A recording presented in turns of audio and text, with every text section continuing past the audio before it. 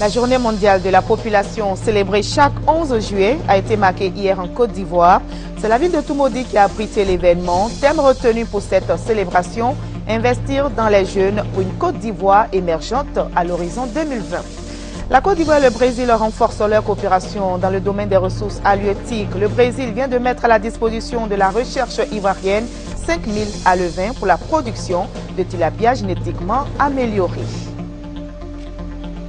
La trêve humanitaire acceptée par Israël ce dimanche n'aura pas duré. Les frappes sur Gaza se sont poursuivies aujourd'hui.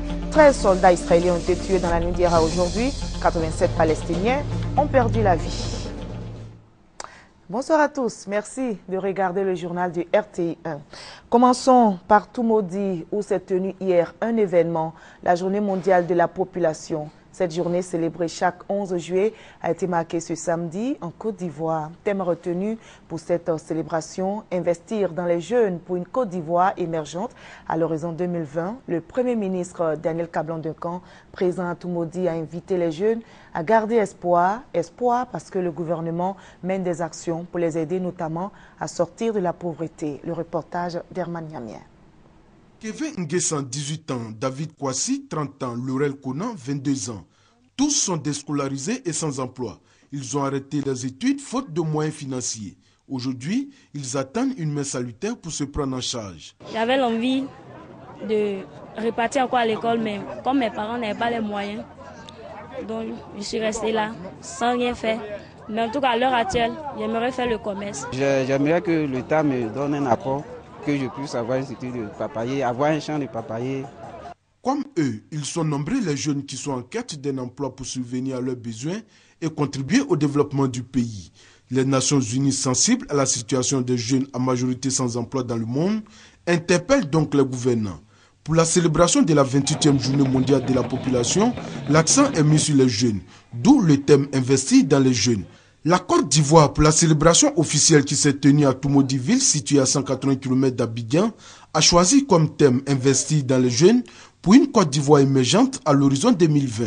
La 28e journée mondiale de la population nous invite à répondre davantage aux attentes des adolescents et des jeunes, afin de leur donner les moyens de soutenir efficacement le développement de notre pays. La jeunesse ivoirienne représente plus du tiers de la population avec près de 8 millions de personnes. Une main-d'œuvre importante pour le développement du pays si elle est bien encadrée.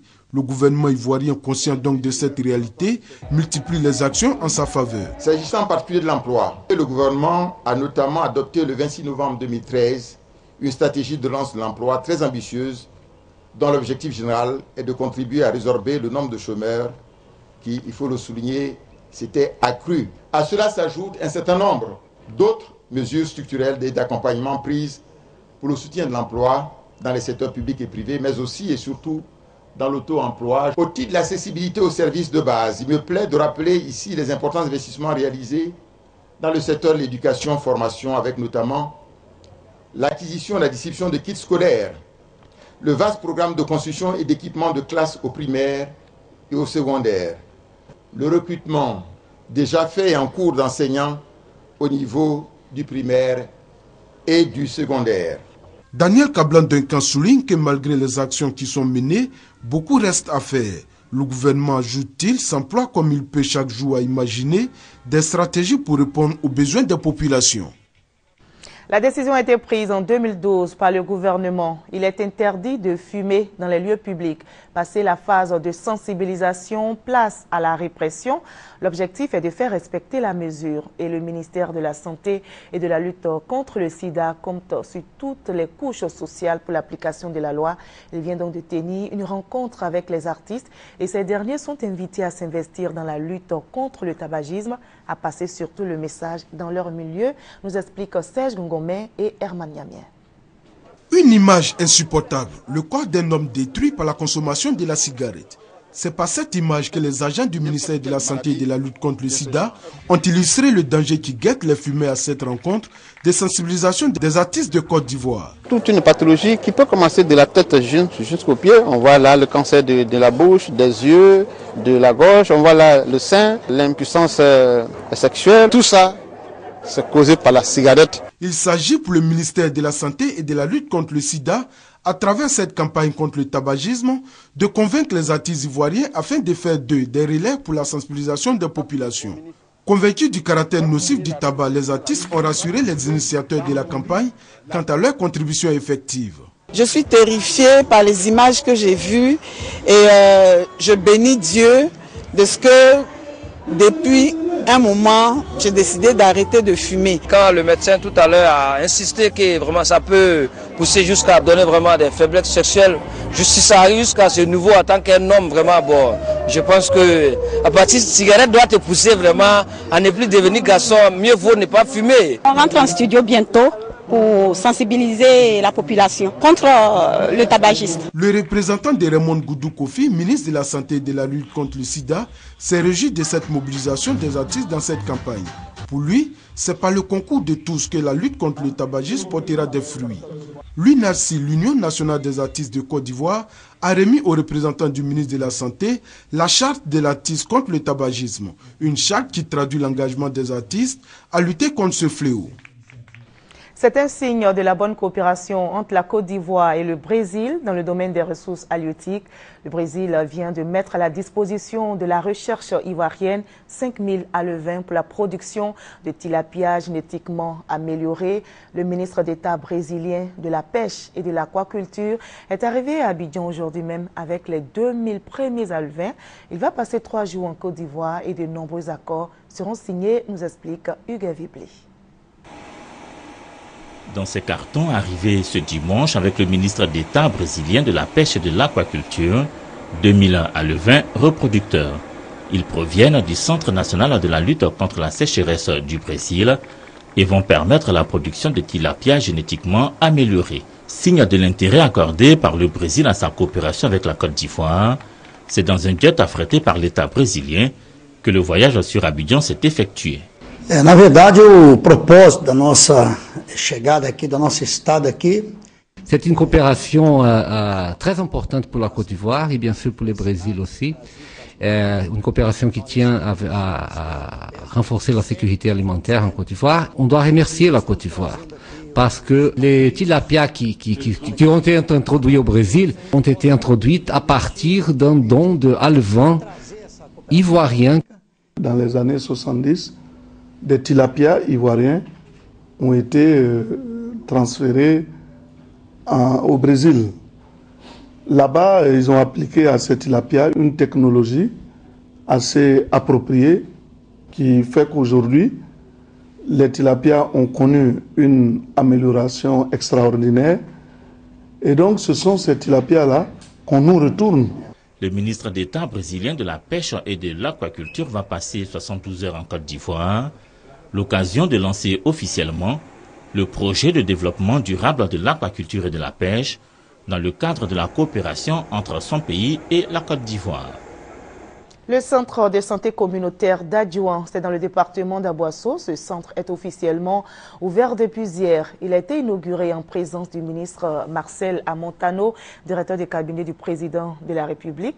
L'ouverture de ce centre de santé réjouit les populations qui bénéficient désormais d'un accès aux soins de qualité. Coût de l'ouvrage, 50 millions de francs CFA. Le reportage est signé Patricia Omoetia. Après quelques mois de travaux, le centre de santé urbain d'Adjouan dans le département d'Aboisseau est prêt à être livré. C'est l'occasion pour le président de la mutuelle des ressortissants d'Adjouan de se réjouir de l'inauguration de ces nouveaux locaux. Ce dernier présente aux parrains quelques doléances, notamment une ambulance médicalisée et le bitumage des routes. Pour le ministre Marcel Amontano, parrain de la cérémonie, le message est bien reçu.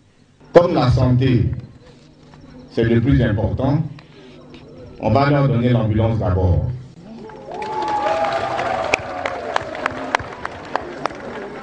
Donc il m'a autorisé à vous annoncer le don de l'ambulance pour Adjouan. Pour le président du conseil régional du Sud Comoé, cette activité s'inscrit dans une dynamique de mise en place d'infrastructures de base. Les deux outils majeurs mis en place par votre conseil pour maîtriser les deux symboles forts du développement. C'est-à-dire, premièrement, la création de Sud Comoé Invest pour un capital d'1 milliard Sud Comoé Invest comme un outil financier. Autorités et populations expriment à cet effet leur joie. La santé c'est important, l'éducation c'est important, les routes c'est important, mais la priorité c'est la santé. Nos jeunes soeurs, nos enfants sont là, vraiment quand on voit, ça nous donne une joie au cœur. Dans le cadre de sa politique de correction des disparités, le Conseil régional a mis en place une stratégie intégrée de réalisation d'infrastructures. Le président de l'UVICOSI était l'invité du magazine du dimanche au journal de 13h présenté par Fatou Fofana. Gilbert Kone Kafana a parlé de la participation de l'Union des villes et communes de Côte d'Ivoire au 5e forum des maires francophones en France. Quelles sont les retombées pour la Côte d'Ivoire? Je vous propose d'écouter un extrait de son intervention. À cette occasion, deux faits majeurs peuvent être signalés. Il s'agit de la signature d'une convention entre l'État de Côte d'Ivoire et le Centre national des personnels des collectivités territoriales de France pour la création d'un centre de formation relatif au personnel des collectivités territoriales de Côte d'Ivoire. Le deuxième fait qu'il faut noter, il s'agit du lancement du Forum international d'Abidjan. Un forum international donc, des collectivités territoriales aura lieu en Abidjan à la fin de l'année et réunira donc les collectivités territoriales bien entendu ivoiriennes, mais les collectivités territoriales de la sous-région, d'Afrique, d'Europe et des États-Unis. Donc ce lancement a eu lieu effectivement donc sous l'égide du ministre d'État, ministre de l'Intérieur. Nous avons eu des contacts poussés avec une ONG, OEVI, qui est déjà en relation avec nous sur Abidjan et qui a développé une expérience de distribution d'eau en Asie. Et nous sommes convenus avec cette ONG de tenter l'expérience au niveau d'Abidjan et à commencer par Yopougon dans les quartiers précaires. On peut donc dire sans se tromper que cette expérience a été à 100% positive. Oui, tout à fait. C'est une expérience qui a été positive et nous en attendons beaucoup parce que nous avons besoin de leur expérience, de leur accompagnement dans les actions que nous voulons mener au niveau de nos communes. Le Centre africain de management et de perfectionnement des cadres et la Banque arabe de développement économique en Afrique viennent d'organiser un séminaire international de haut niveau. Les réflexions portées sur l'évaluation et suivi de l'exécution des projets de développement au profit des pays africains. L'objectif du séminaire, renforcer bien sûr les capacités des cadres africains en vue d'améliorer leurs compétences en matière d'évaluation. Nous expliquent Moussangaré et Patricia Mouetia. Le séminaire de formation et de renforcement des capacités des cadres de l'administration africaine a pour but d'améliorer leurs capacités en matière d'évaluation de projets. Une initiative du Centre africain de management et de perfectionnement des cadres, en collaboration avec la Banque arabe pour le développement des États africains. Aucun développement ne peut se faire sans projet de développement, surtout maintenant qu'on parle de l'émergence. Pour être véritablement sur le chemin de l'émergence, il faut pouvoir monter des projets qui soient bancables, des projets qui tiennent compte de nos réalités et puis monter des projets que nous-mêmes nous pouvons suivre dans leur exécution afin qu'ils portent des fruits. On ne forme pas pour former, mais on forme des cadres, des managers, c'est pour prendre des postes de responsabilité dans leur propre pays. Et on est convaincu que c'est en travaillant sur la ressource humaine qu'on pourra avancer, qu'on pourra créer des richesses, qu'on pourra mieux gérer, qu'on pourra développer les pays africains. Les participants saluent la tenue de cette rencontre. C'était très fructueux, très enrichissant, surtout les partages d'expérience. C'est pour ça qu'on a demandé qu'on puisse nous former encore dans un module complémentaire, notamment en procédure de passation des marchés et acquisition des biens et services. Créé en 1970, le Centre africain de management et de perfectionnement des cadres a pour mission de mettre à la disposition des entreprises et organismes privés, parapublics et publics, les outils et techniques contribuant à la résolution de problèmes de gestion. Fin de formation pour les élèves ingénieurs, statisticiens et économistes. Ils sont au nombre de 40. Ils viennent de 8 pays de l'Afrique de l'Ouest. 3 ans de formation en Côte d'Ivoire. Ils font partie désormais de la 25e promotion des ingénieurs statisticiens, économistes, ISE et baptisée promotion Abdourahmane Cissé. Ces ingénieurs ont reçu leur diplôme hier et des promesses d'embauche leur ont été notifiées par le parrain. Ami Sissoko, Gabriel Zani. Parmi ces ingénieurs, certains seront embauchés par le ministre chargé du budget, Abdourahmane Cissé. C'est ce qu'il a dit ce samedi 19 juillet à la cérémonie de sortie de la 25e promotion des ingénieurs, statisticiens économistes de l'École nationale supérieure de statistique et d'économie appliquée, ENCA. 40 ingénieurs, statisticiens, économistes ont reçu leurs échappes et diplômes des mains du ministre chargé du budget. Les conseils que je leur ai donnés aujourd'hui se résument en quelques points. Le premier, c'est le rêve. J'insiste encore sur ce point-là, c'est le rêve. Tout commence par le rêve. Il faut rêver et ensuite tout découle de ce point-là. Donc rêver. Deuxième point, c'est l'audace. Une fois que le rêve est fait, une fois que vous avez votre rêve, il faut oser. Et ensuite, travailler. Travailler parce que après le rêve, après l'audace, il n'y a que le travail qui permet d'atteindre les objectifs qu'on s'est fixés. Comme l'a dit aussi Paul Kofi, ministre chargé de la Défense et ancien de l'établissement, être formé à l'ENCA garantit un emploi. Nous sommes opérationnels dans le domaine de la modélisation macroéconomique, dans le domaine de la finance, particulièrement en actuariat, en gestion de portefeuille et tous ces domaines-là qui concourent vraiment à l'élaboration de politiques pour le développement. Je vais pouvoir mieux m'exercer en fait dans l'évaluation n'importe des projets d'investissement public que mène le Cameroun. Apporter son expertise à son pays, c'est aussi l'objectif de l'ENCA qui reçoit chaque année des étudiants issus de plusieurs pays africains. La 25e promotion baptisée Abdourahmane Cissé compte 8 nationalités. Des professionnels de la communication en milieu sanitaire viennent de suivre une formation. Outillés, ils pourront désormais développer et mettre en œuvre des stratégies de communication efficaces pour lutter contre le VIH-Sida. Le reportage de Nou Sangaré est commenté par Serge Koléa. La Côte d'Ivoire est le premier pays touché par le VIH-Sida en Afrique subsaharienne selon le programme conjoint des Nations Unies sur le VIH-Sida, ONU-SIDA. Et l'une des causes de cette pandémie qui gagne du terrain est le manque d'information et de sensibilisation. On souhaite qu'il y ait de plus en plus de compétences en Côte d'Ivoire en communication pour la santé afin que tous les programmes de santé puissent bénéficier d'un volet communication fort qui va nous permettre de faire changer les comportements des populations ou les amener à adopter les comportements sains que nous préconisons. Pour les participants, cet atelier de formation a été plus que bénéfique. Ça a été très enrichissant, en ce sens que les participants étaient tous des professionnels en la matière et les facilitateurs aussi sont connus sur le plan national comme des leaders. Et je pense, comme c'était l'objectif de tout le monde ici, c'est de mettre en œuvre tout ce qu'on a appris ici.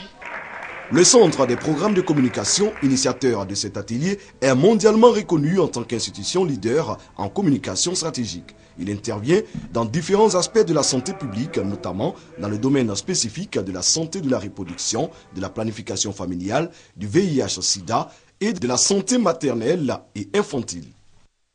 Le président du Conseil régional du Yambol apporte son soutien aux musulmans en ce mois de carême. Il vient de faire un important don de sucre au COSIM, le Conseil supérieur des imams. Kone Pagasoro, Serge Koléa.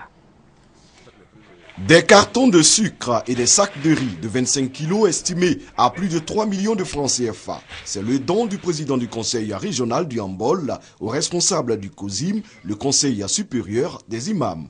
Pour le donateur, le mois de jeûne est un mois de partage et surtout un moment privilégié pour le fidèle musulman d'avoir une pensée pieuse pour les nécessiteux. Nous sommes dans le mois de carême et il nous est recommandé donc de faire du bien dans ce mois béni. Alors nous profitons des 10 derniers jours du mois de Ramadan donc pour offrir ces cadeaux aux cheikhs pour qu'ils puissent aider nos frères musulmans qui sont dans les besoins. Bénéficiaires de ce don, les responsables du COSIM ont témoigné leur reconnaissance. Cette initiative, nous ne faisons que la saluer et en donnant à Dieu, surtout en donnant satisfaction aux pauvres qui mangent bien et qui font des bénédictions pour vous. Ça, c'est la meilleure protection. Occasion pour l'imam Ousmane Diakité, secrétaire exécutif du COSIM, d'exhorter les fidèles à suivre l'exemple du président du conseil régional du Hambol. En donnant dans ce mois béni du Ramadan, vos récompenses sont multipliées. Dieu mettra la baraka dans vos affaires. Les représentants du cheikh Bouakari Fofana, président du COSIM, ont fait des bénédictions pour le donateur et son conseil, mais aussi pour le retour de la paix en Côte d'Ivoire. Il est 20h passé, les musulmans ont rompu leur jeûne. Rendons-nous dans la commune d'Abobo pour voir la rupture du carême organisé par le secrétariat départemental du Rassemblement des Républicains avec les musulmans. Kone Moussa et Abou Sanogo ont assisté à cette rupture. La période du jeûne musulman rime avec partage et communion. Et c'est pour respecter cette tradition que le secrétariat départemental du Rassemblement des Républicains d'Abobo initie une rupture du jeûne avec les militantes de la commune.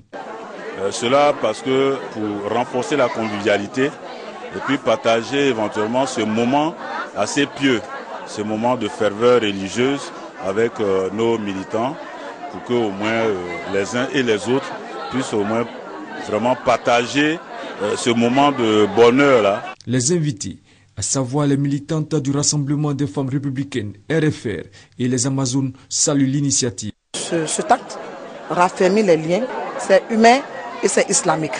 C'est d'abord ça.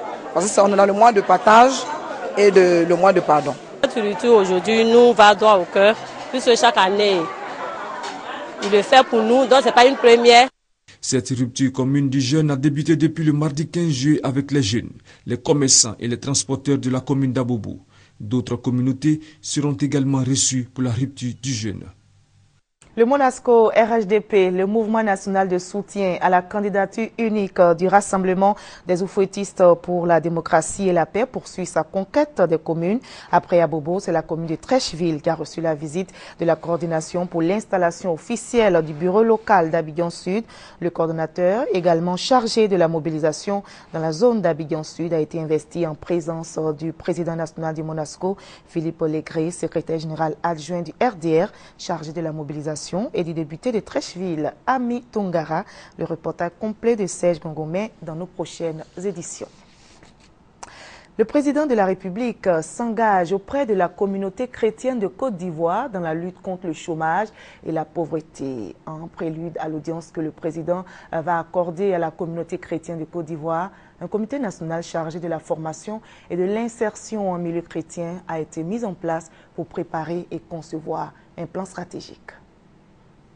Lors du premier congrès national de la jeunesse chrétienne en Côte d'Ivoire, le 5 juillet 2014 au Palais des Sports de Trècheville à Abidjan, le ministre de la Promotion de la jeunesse, des sports et des loisirs, Alain Lobognon, a annoncé que le président de la République, Alassane Ouattara, a décidé de recevoir la délégation de la Confédération des Églises de Côte d'Ivoire et de la Commission nationale des Églises protestantes évangéliques de Côte d'Ivoire. Au cours de ce congrès qui a réuni 3500 pasteurs, serviteurs de Dieu, présidents d'église et plus de 25 000 jeunes, Turco Rémi, évangéliste serviteur de Dieu et membre de la mission internationale d'évangélisation, MIE, a été nommé en qualité de responsable national chargé de la formation et de l'insertion en milieu chrétien. J'ai une mission qui est urgente, c'est celle de mettre en place un plan stratégique de financement d'activités socio-professionnelles, de formation et d'insertion pour la jeunesse chrétienne et le monde chrétien que nous devons présenter au chef de l'État incessamment. Et nous sommes déjà en train d'y travailler et nous croyons être fin prêts en attendant l'appel du chef de l'État pour lui présenter ce plan stratégique de lutte contre le chômage et la pauvreté en milieu chrétien. L'État attendait simplement que le monde chrétien puisse s'organiser, parler d'une même voix afin de l'appuyer et de l'accompagner. Aujourd'hui, nous avons cette opportunité. En prélude donc à la rencontre avec le chef de l'État, Turco Rémi et son équipe devront préparer et concevoir un plan stratégique concret permettant à la jeunesse chrétienne de prendre sa place dans le processus de développement et de l'émergence de la Côte d'Ivoire. 21 Un chiffre, mais également le titre du court-métrage de l'Ivoirienne Marina Niava qui vient d'être primé. Il devient donc le meilleur court-métrage du Grand Prix africain du cinéma et de la télévision à Abidjan. Voyons le lancement de ce court-métrage avec notre reporter Franck Wadio. « 21. L'âge de la majorité en Côte d'Ivoire célébré dans le sang par la jeune Aleka, qui n'a pas trouvé meilleur cadeau que de se débarrasser de Livan, le jeune amant de sa mère. La trame est dramatique et l'écriture cinématographique audacieuse. Premier coup d'essai, court-métrage à 2 mètres, mais Marina Niava, jeune réalisatrice, est consciente des difficultés. Mais il y a eu aussi beaucoup de difficultés financières parce que c'est un court-métrage qui est autofinancé. Et quand nous approchions les sponsors, ils ne voyaient pas forcément les retombées de ce court-métrage. Mais je pense qu'aujourd'hui, ils peuvent voir que c'est un film de qualité qui a été fait et qui a pu être présenté en Côte d'Ivoire et ailleurs dans le monde. 4 jeunes acteurs, dont certains écrivent en même temps que la réalisatrice scénariste, leur premier pas dans le cinéma. Le film est une satire sociale et il ouvre plusieurs champs de réflexion. Mais c'est à vous que je m'adresse, mademoiselle. Vous avez quelque chose? Un suspense bien entretenu qui accroche bien le public divers venu assister à cette première. Elle nous a convaincus que ce qu'elle veut faire, elle veut le faire réellement et qu'elle va pouvoir aller loin. Ce qu'elle devra faire, c'est de présenter donc son projet, n'est-ce pas, à l'ONACSI, n'est-ce pas, qui est chargé de ces questions-là. Un appui institutionnel qui ferait du bien à la jeune réalisatrice. Marina Niava prépare pour 2015 un premier long métrage tout en savourant 21. Son premier coup de clap, qui notons-le, a été nominé dans la catégorie Africa Connexion au Festival Vue d'Afrique du Canada et sacré prix Afrique du court-métrage et prix de la meilleure affiche au GPAC 2014 à Abidjan. Essaie de te faire des amis. Je sais pas, c'est...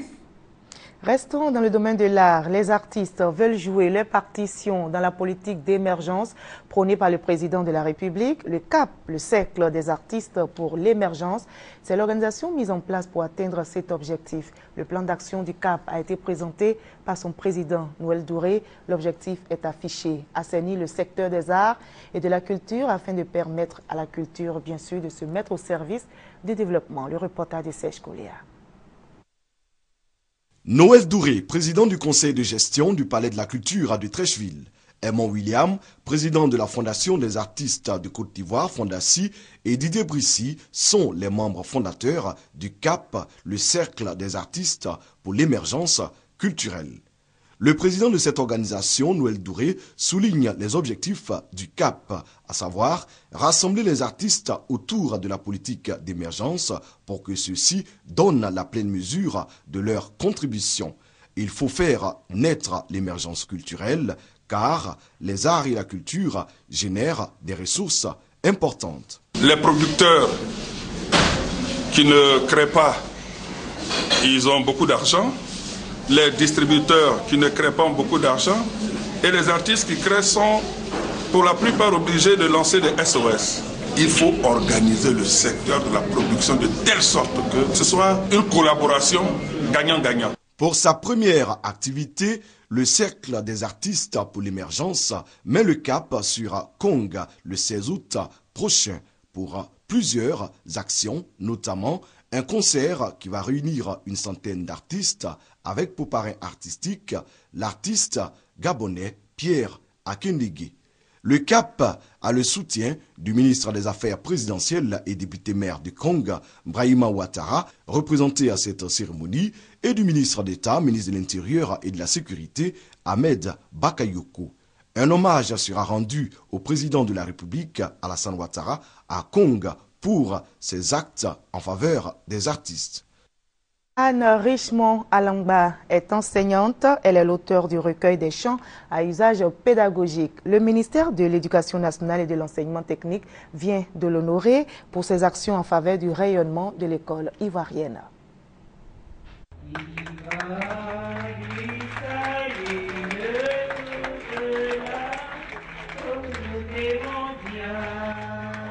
Pour avoir consacré toute sa carrière à la construction et au rayonnement de l'école ivoirienne à travers son recueil de chants à usage pédagogique, Anne Richemont Alangba, âgée de 88 ans, est honorée par le ministre de l'Éducation nationale et de l'enseignement technique, Kandia Kamara, soutenu par ses pairs. Chère maman Richemont,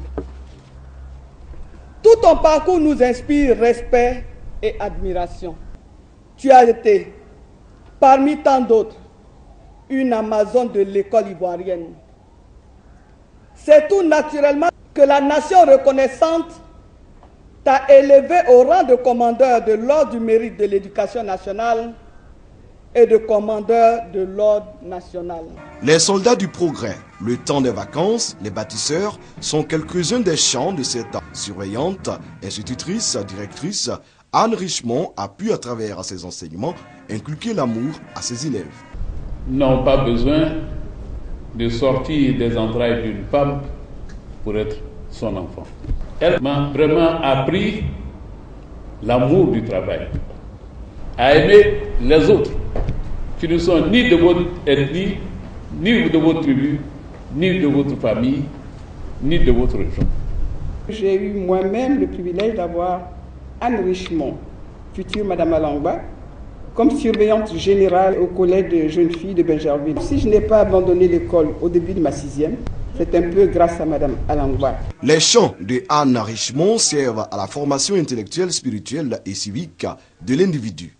À Benjerville comme à Boaké, j'ai instauré le chant du soir après l'étude, avant le coucher d'une part, et les activités récréatives d'autre part. La conjugaison de ces efforts a donné les résultats escomptés.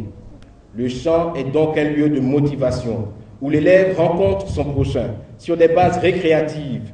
Le ministre du Pétrole et de l'Énergie, Adaman Toungara, apporte une aide de 10 millions de francs CFA à la direction de la pédagogie et de la formation continue pour l'enregistrement en studio des chansons de Anne Richemont Alangba à l'attention de tous les cycles d'enseignement.